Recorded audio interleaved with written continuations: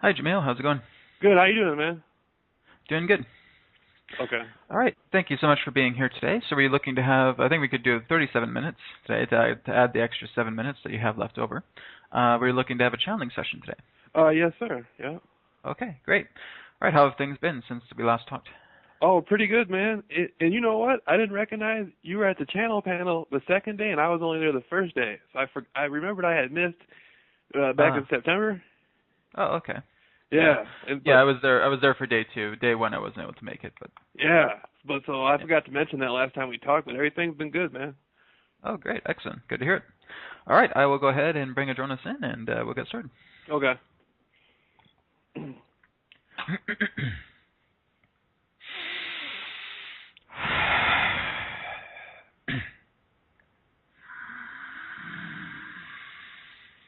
Terra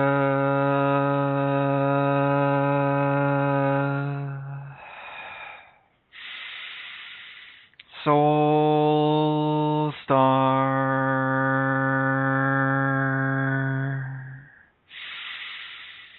Sirius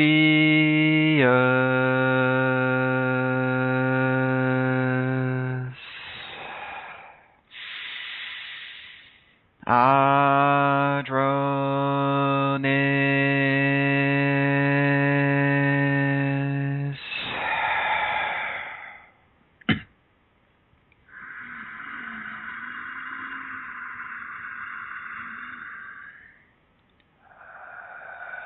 We are here at this time, and we bid you greetings, and thank you very much for the opportunity of this interaction today. I am Adronis of Sirius, sending love, appreciation, and gratitude to the individual known as Jameel. Thank you, and how may we assist you today? Hey, how you doing, Adronis? We are wonderful. How are you? Pretty good. Pretty good. You know what? Lately, I had something amazing happen to me. Yes. I discovered another portion of myself, in a sense, through a girl. Yes.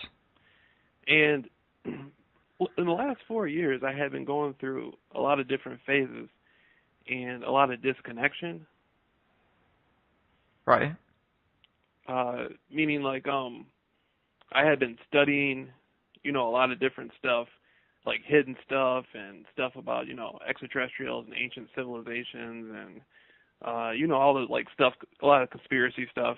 And it was something that you personally enjoyed, yes? Yes, yes. But then at the same time, I was very extremely disconnected from ordinary life. Does that make sense? All right. Yes.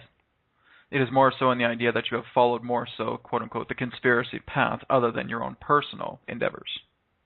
Right, right. Because I'm like, I'm looking at it like, I'm like walking the streets, around my neighborhood, and I'm out here talking to people and stuff. But on one side, it's like I'm having conversations with, like, deep cover CIA agents. I'm around, like, Hollywood insiders and stuff like that. I mean, I'm having a completely different life than the average person.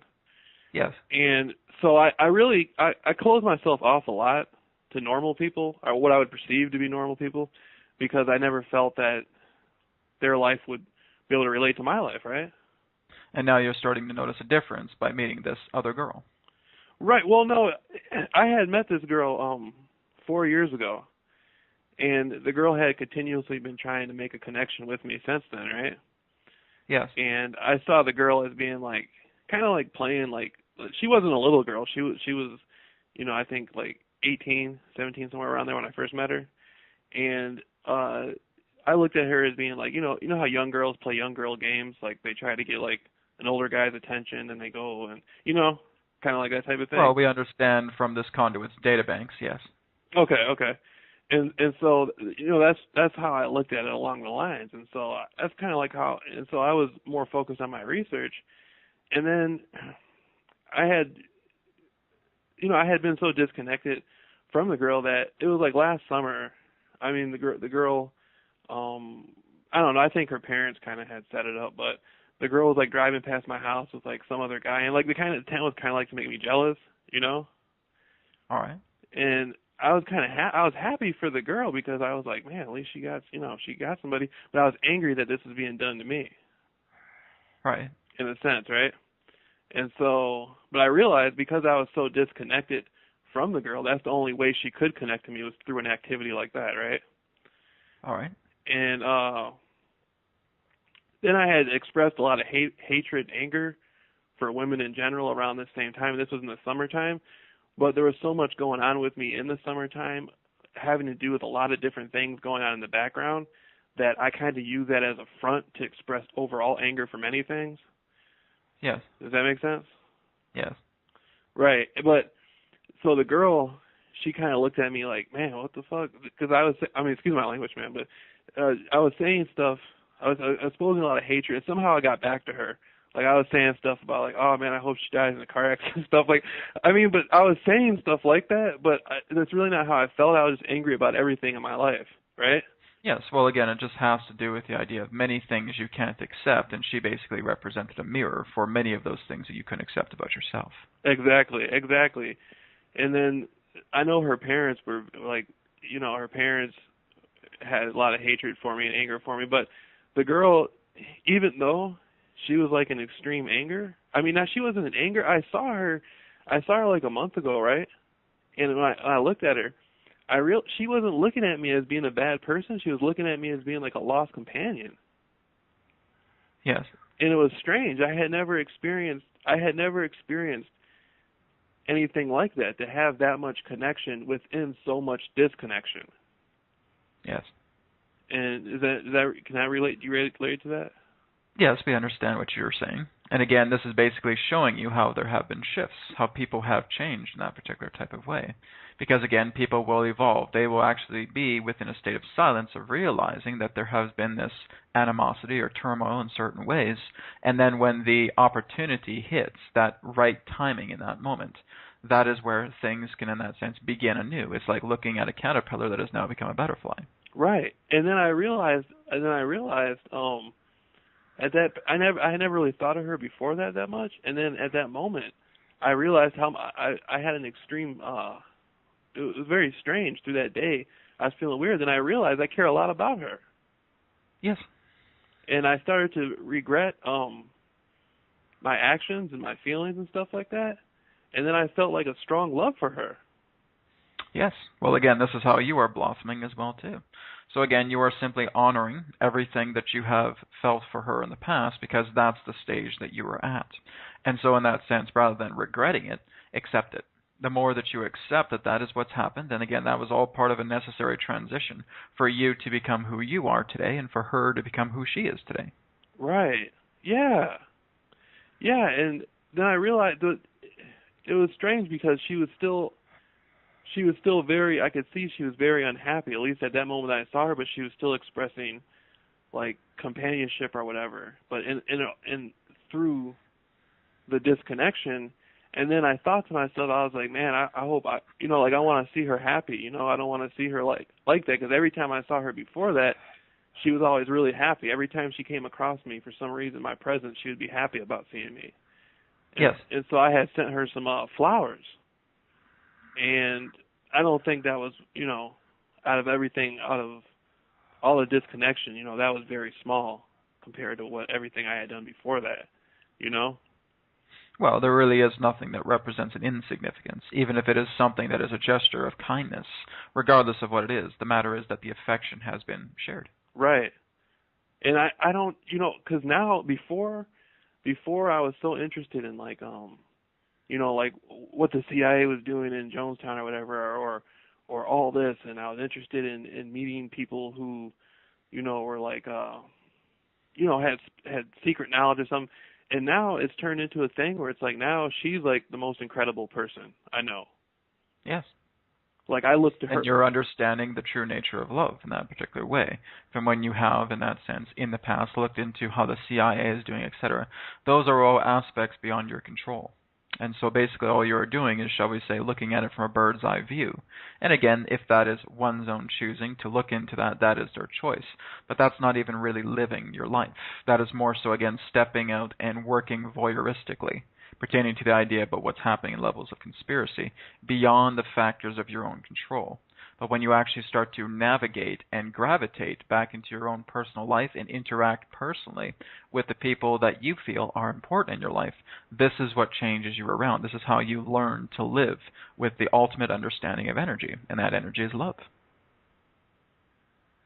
Yeah, and I feel where you're coming from on that, but it happened so quickly. It happened out of nowhere. Like a week before that, I wouldn't even have thought anything like that. And then it kind of hit me all at once. Yes. So again, this is being an example. She is being a catalyst of showing you how far you have come, that you are moving now into the idea of the ground of love. This is basically now your platform. This is your environment now, that you are now starting to move into that vibration. So it is your own confirmation that you have shifted by attracting her into everything that she represents as a love catalyst. Right.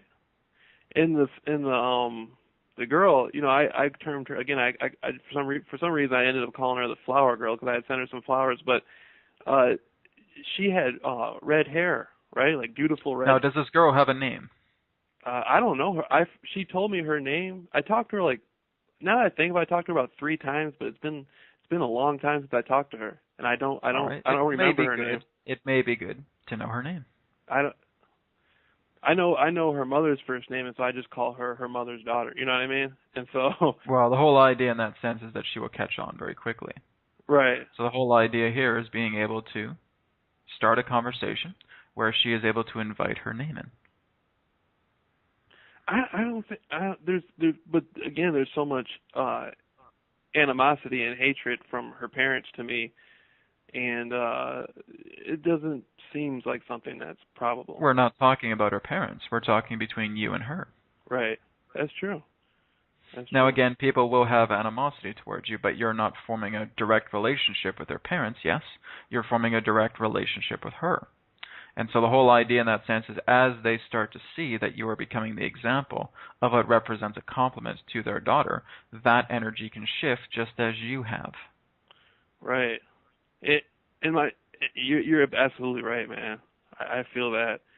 And you know what else, though, is really throwing me off? Now, I live at my mother's house, right? All right. Okay. But from what I've seen so far, to certain elements out there, at this point, I perceive myself, I'm worth a few $1 million or something from the things that have been going on in my life in the background. Basically, from our perspective, you are priceless. But basically, anything that you wish to astonish yourself to a state of value is up to you. Well, there's been a lot of money spent on me. All right. Money itself is just a prop, so it really doesn't matter in that way, other than the energy that you put into it, because you are worth all the money in the world and more. Because, again, that's just an invention. That is something that someone has created. That's true. That you have moved into yourself to say, oh, well, I'm going to give this value. Money would be nothing without the pertained value of consciousness that you have given it. That's the whole idea. No human is ever, in that sense, less worthy than the state of money. You are the creators of money. That's true. That's true. And you know what, man? So money can be worth or it can be worthless, depending upon your point of view. Because, again, you are creators. Very true. Very true. And, money, again, like wealth, I realize is just an aspect of you can have financial wealth or spiritual wealth or a wealth of knowledge. Wealth comes in many different forms. Right. It does not just come through the habitat of what you would know as your monetary system. Right. I feel bad because I don't know what to do because I was always used to seeing the girl happy, and then I didn't realize I had that much, the things that somehow it got back to her, my activity and how I was doing, and it's very painful to see her unhappy now. Yes, because, again, that's something that you feel together. That is a link, a bond that you have created. Basically, what happens when you become very involved with another person, you start taking in their feelings. This is what's known as a quote-unquote karmic connection. Basically, what happens is your own energy fuses with their own energy, and no matter how far apart you may be, you are always connected through that energetic string. And in that way, when you actually begin a relationship, even if it's something just as simple as a friendship, you will feel their particular forms of battles because you show a great deal of care for them. And so you will actually reciprocate the type of energy that is actually coming through. You may notice that you are doing something in your own place, and you may start to feel this flutter of the heart, or you may start to feel butterflies in the stomach, example. And again, what this is telling you is that there is a reciprocative energy that's actually coming through your partner and sharing back with you. That is how you are meant to be. That's how you're all entwined. You are a naturally telepathic species. You know what, man? That's crazy that you say that. Because I had a situation, this was like back in November, where I thought there was like an assassination team outside this was really more intimidation. They weren't actually there to assassinate me, but they wanted me to believe that, you know. But I thought, man, these people are going to ski mask my house in the middle of the night and cut my throat or shoot me or something. The type of people I pissed off, I know what they're capable of, right? And so I was scared, and I never thought, you know, I've been jumped and beaten and left for dead on the streets. I've been shot at. I've had a lot of crazy things happen to me growing up. Well, here's the interesting thing is because you're actually calling that towards you on a subconscious level. Right. And that's why you feel these things, because you put so much energy into the conspiracy and you put so much energy into people who feel that they want to do you harm, that now your own conscious mind is believing that. And so you are basically attempting to create magnetics, and it's your own subconscious and saying, hey, come over here and hurt me. So that's basically what you're doing when you move into these conspiracy theories. And you believe them so much, and you feel you want to make such a change, and you feel you want to get involved, and you want to foil plans, etc. Again, you're putting so much energy into that, and like a magnet, you're attempting to attract these situations to you. Well, it was beneficial because I realized that at that point in time, I was afraid of death. I realized I didn't think I was afraid of death, and I realized. Yes, we are not stating it as beneficial or negative in any particular way. It is more so in the idea that that is what you have magnetically put towards you through attraction. Right. And then I thought about it like I was in my mother's house, basically hiding for a month, and I thought about it. Then I thought about that the redheaded girl. I was like, man, what would she think of me if she saw me so afraid of death? And so that made me face I thought for sure that was going to mean my life leaving the house. Yes. So again, she represents an aspect of yourself that relates to reason, that relates to nurturing, that relates to love. And so that is what you are attracting now and moving more into that path, which she represents as a catalyst. Man, that's deep. And entities, I mean people, sorry, I say entities because I'm so used to hearing Treb say that, but people with red hair and blue eyes, that's strongly connected to the Druidic priesthood? There are, shall we say, ancient Celtic cultures that are of that level, ancient pagans in that particular form of level. But yes, it does go back into, shall we say, ancient Druidic times, but it even goes even further than that. Much in regards to the red-haired race, again, has been part of what you would know as your Argothan network. And in that sense, working together with different forms of planets within your own star system, from Mars, from Maldek. Again, so these particular beings had a large history throughout your own particular star system.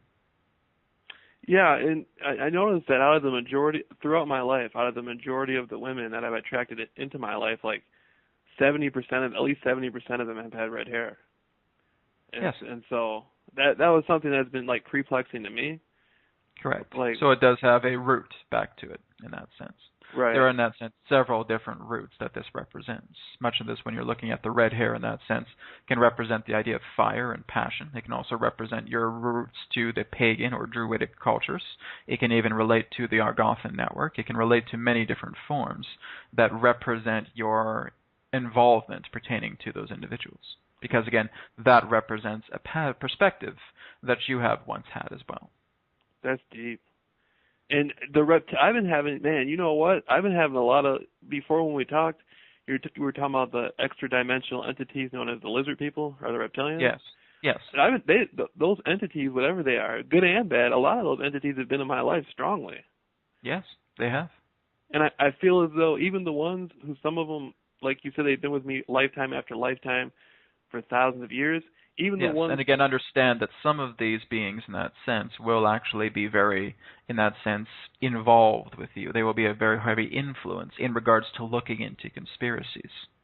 So basically, they are feeding you a lot of this particular type of insight relating to thought forms that are saying, oh, look into this a little bit more, go deeper into this a little bit more, because again, many of them in that way, through this particular group, feed off the idea of fear. But even the ones who have meant me harm to some degree, I feel that they've groomed me like it's still affected me positively because it's groomed my It's psyche. all part of in that sense a grooming. It's all part of an evolution, because again, that's what you're going through challenge. You're saying, how can I get to the light? How can I move into love? Well, I'm going to put all these obstacles in my way, and I'm going to learn through them. And as I learn through them, it's like me hopping over hurdles. And now I'm moving from the darkness into the light.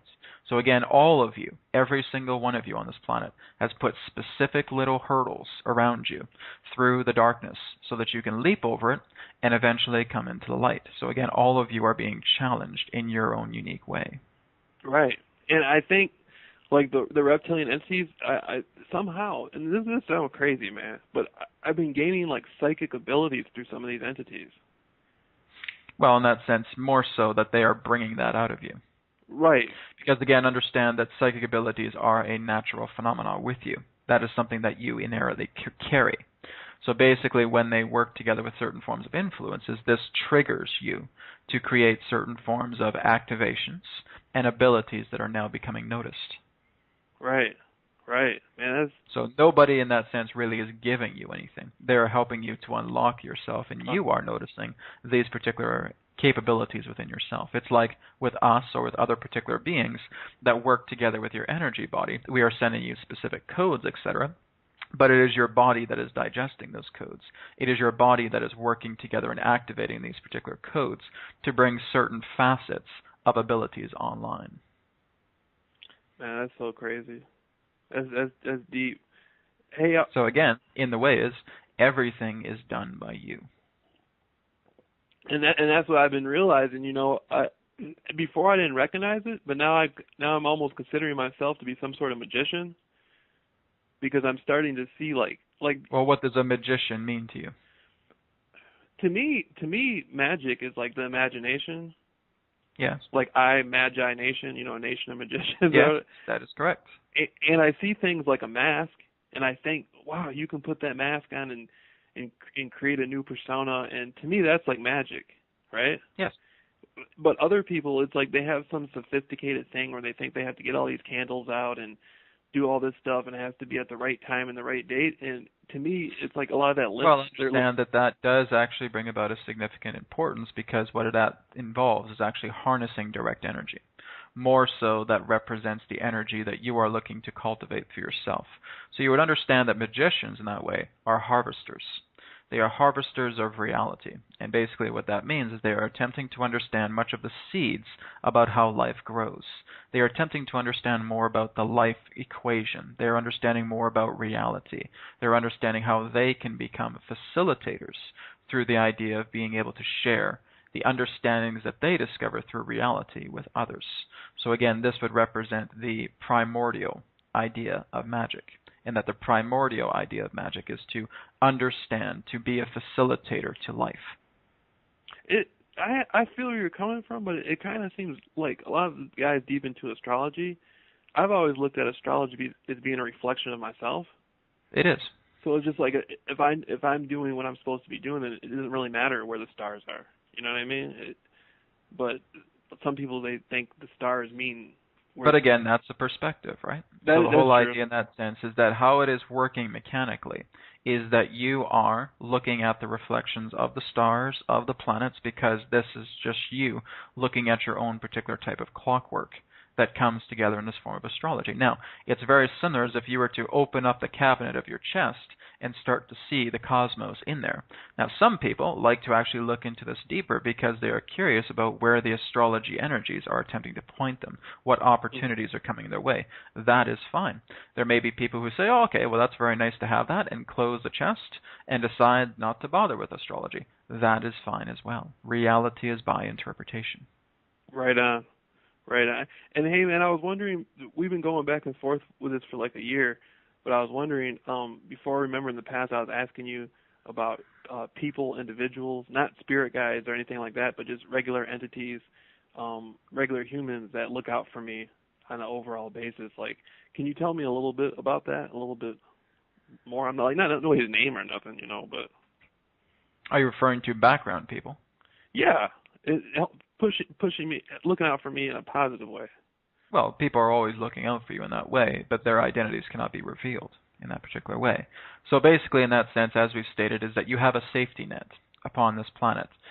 When you reach a certain point, so when you are following more of your path, there is a particular safety net in place that others are working together with you behind the scenes to helping you maintain this particular course. That's the job of what you would know as a spirit guide.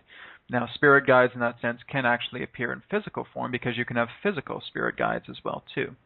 So again, that it is very possible that you can meet certain individuals who again may just minutely have a conversation with you, but that conversation has triggered you. It's been something that is so profound, but it was this person that you've met for the first time, and it was only a sentence that they said, and now you feel you have shifted.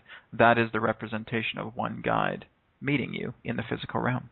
But are they real people though? Of course. Like they have cars and stuff and houses and all that? Well, it all depends. Again, understand that there can be holograms that can actually just come through and share that experience again, and they will never be seen again. So again, this can depend primarily on the situation. Some particular physical guides can be living their own life and are just contracted to you to share that little bit of information that has greatly bounded your perspective a great deal further, and then you never see them again. So basically, in your reality, they cease to be after that meeting. Right. Because it seems I can't. It's difficult for me to picture. I can kind of picture, but it's difficult for me to picture like a room somewhere where somebody has a picture of me, and they're just like, like where's he at? It's like that's sort of like I don't know. It seems sort of like comic bookish. That's something we really can't elaborate on. Oh, there's something to that, but you can't speak on it. No, it's not that. It's that that's something we cannot elaborate on. We're not here to say, oh, well, this person has a picture of you in their room looking at you in that sense, because first of all, that's not really an energy that we look into too much. Second of all, that would be a violation of free will to give you confirmation in that way. Right. And it's funny because a lot of the influence I feel is highly spiritual. Like I receive I don't know. I guess you could say like downloads in a way of information. Well, you all do. You all receive specific downloads, and this is very commonly received through your dream states. Right. That's so deep.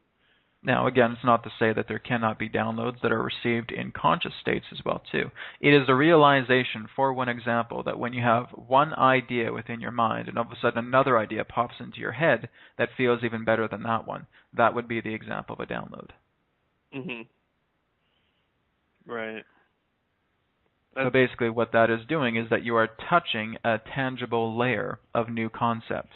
And so now with that old idea of saying, yes, maybe I'll go to the store and I'll buy some food. Oh, wait, here's an even better idea. I can talk to my friend and we can even go to this farmer's market because now there's even more stuff that I wanted. Right there's a download. That was an interception. And so these are interceptive downloads that can actually come through and give you ideas.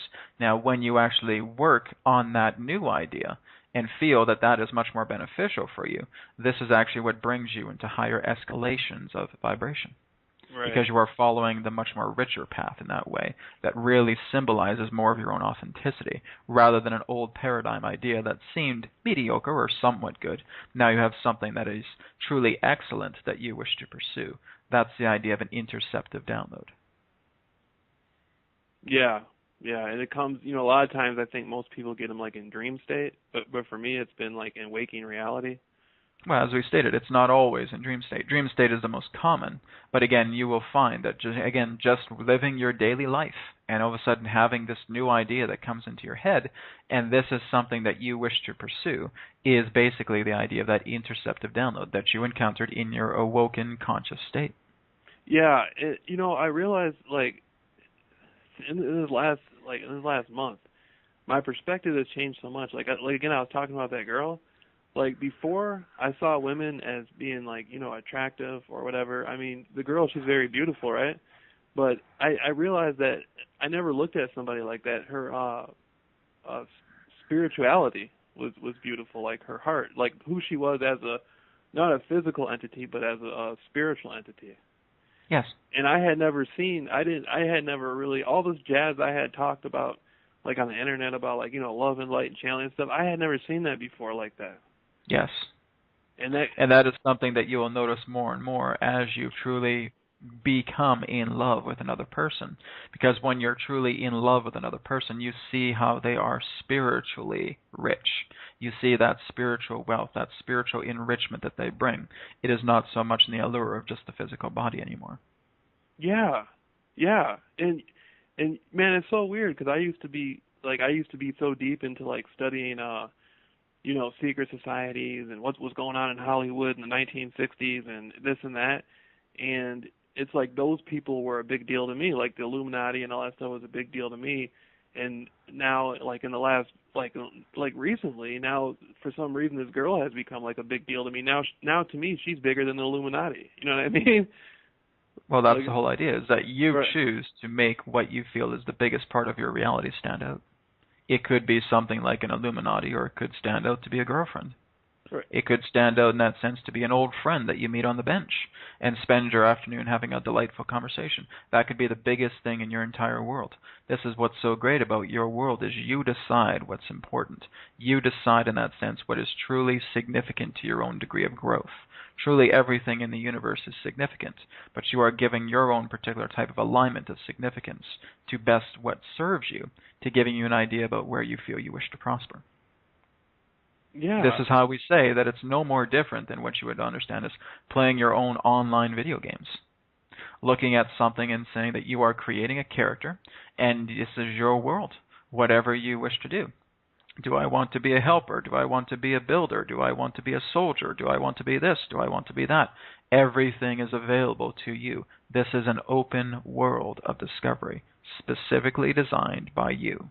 You know what, man? That's so deep because like I've been like a lot of the friends I've come across lately, like there was a guy, he was a rapper, and he was a rapper with that rapper who died of AIDS, Eazy-E, or allegedly died of AIDS. I don't know what he died of, but there was a rapper named Eazy-E back in like the late 80s, early 90s.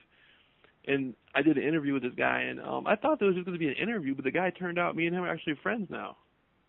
Yes. And the guy grew up in Compton, California. And me and him have way two different lives, but I realized because of spirituality and concepts how close I can connect to people who live in completely different places and have gone through different stuff just through concepts, Yes. Just like like Rob who channels Treb, right? Yes. Like me and Rob lives in Michigan. He lives in Kalamazoo, Michigan. And Rob was instrumental in helping me to groom my spirituality, and we connected on that level. And now I consider him like we talk all the time. I met him in person at the channel panel thing, and so now I consider him a friend. But 5 years ago, I never would have met these type of people. You know what I mean? Understood. Because again, that's you being a caterpillar, and now you're a butterfly. Right. So that's basically the difference, is that many people will look at this and saying, oh my goodness, so many years ago I would have never have done what I'm doing, especially for this conduit. Brad himself never imagined that he'd be channeling an extraterrestrial. Right. Brad himself was once into marketing, he was once into filmmaking, he was once into acting. That was his perceived career. Something took place, a trigger happened, and now he cannot stop doing what he enjoys doing because this is truly who he is. That's again giving a particular type of symbolism here. That again, you were a different person all those years ago, and now here you are right now. It's the caterpillar becoming the butterfly. Mhm. Yeah. Oh man, you know what? I just remembered something. Last summer, I was walking along the lake, and I met this guy, and he was an older man. He looked identical to the Duke of Kent, the guy who heads World Freemasonry. All right. He looked like he could have been his brother. Well, it wasn't him, but again, yes. I was sitting tripping, And I'm wondering, like, was that like a walk-in? A But house? again, that's something that you are creating because you have familiarity with that. It's something for you to see. Now, this is actually what will happen, is that some people will actually create what's known as mirage mirrors. And basically, these represent people that you have, in that sense, associated a great deal of your energy with as a reminder to you. They're not actually the people, but they're actually reminding you about, oh, well, this is something I looked into all those times ago. So it captivates your attention because there's something there that it's attempting to tell you. Yeah. And you know the strange thing? Even though a lot of those entities are people, I always say entity because I'm thinking. You can refer to them as entities because that's truly what you are. Right. Even though I'm sure a lot of them probably would frown upon me or something, but sometimes I like them. Like, Why would it matter if they frown upon you or not? That's really not important. The whole idea right. in that sense is that here's what you do, is a feeling that, well, if I do this, maybe they'll frown upon me. Again, what that is that's still a statement of conditionality. That's Right. still a statement that you're putting upon yourself and saying, it doesn't matter if they smile or they frown at me. What matters is my perspective of them. They can see me in any way they wish because they're in their own universe. That's their own particular type of choice. However, I see them in this way.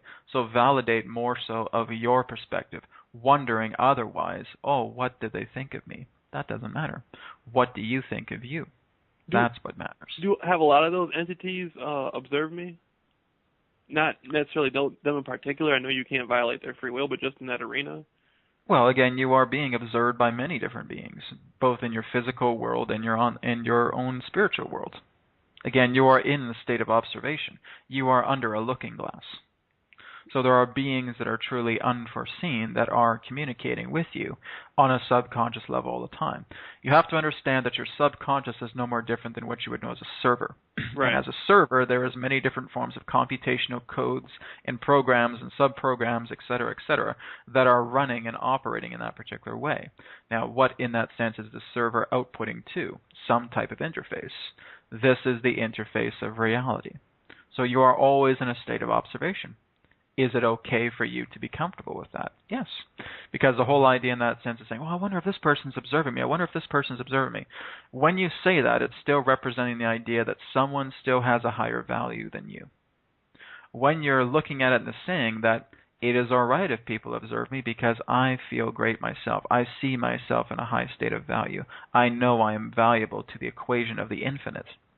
Now, when that actually happens, you're no longer concerned about the idea about who's viewing you, or what's this person doing, or what does this person think of me, etc. Well, it's still looking into the idea that there needs to be a generation of security within yourself. I wasn't. I feel where you're coming from, but I wasn't necessarily looking at it like that. Like, I was looking at it like the Duke of Kent dude. He runs the Freemason people, but yes, this is not referring to the Duke of Kent.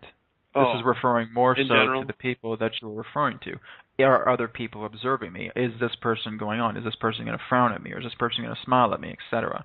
So it's basically maintaining yourself in a state of security that makes you feel good regardless of how another person may perceive you. You may have a person in that sense who frowns with you down the street and walks past you, not bothered by it. Because they're saying that, well, that person just created an image of me that made them frown. That's all right. I wish them well. Now I continue on my day. That's it. You are becoming untouchable by that energy because you see the value within yourself. That is key.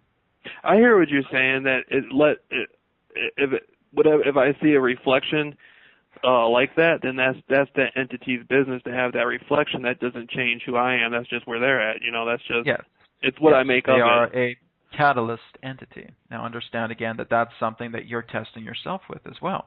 If a person basically has this frowny face and in that sense is walking past you, all right, how does that make me feel in that moment? So again, understand that everything that you do is in that sense mutually exclusive. So one person will always see you differently. It is impossible for one person to see you identically as you see yourself. Can't be done. So basically what's happening is it's all similarities, but it is not identicalness. That is how unique you are. You cannot have two of the same snowflakes. So again, that's the same approach here. One person will always see you different than another. That's how the universe works. That's how unique the coding is. Right. Absolutely. All right. Now we are nearly up on time. Do you have one last question before we conclude? Well, do you have any advice for my We would recommend that you are starting a diary, starting a journal, and being able to document much of your thoughts, document much of your feelings. Be very, very honest with how you see yourself each and every single day. And look into what you have written and discover, well, am I satisfied with this aspect of myself? If I'm not, what do I feel I can do to attract positive transformation, positive reinforcement into making that aspect balanced? So what you are attempting to do right now is discovering your authenticity. Now, we would also suggest that this young lady that you are seeing, to get to know her name. And so again, that would be a particular aspect because again, she represents a very large catalyst to you right now. But again, being able to start as something as simple as a journal and just write about your day. How was your day today? What challenges did you go through? What revelations did you experience? What do you feel you can improve relating to how you experienced yourself today?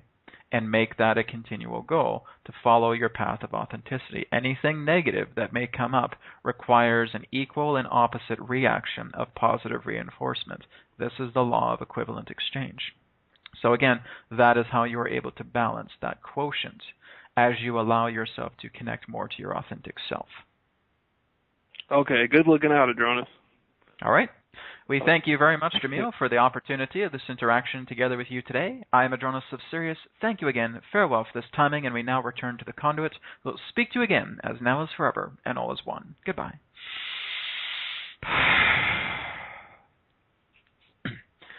All right. Thank you, Jameel. Great session. Yeah, right. So I will go ahead and send you this MP3 here the next little while, next few minutes, I should say, and I look forward to speaking to you again the next little while. Yeah, and thanks for putting that 7 minutes in, and I look forward to talking to you definitely by, hopefully by the summer. All right, sounds good, man. Take care. Yeah, you too. Bye.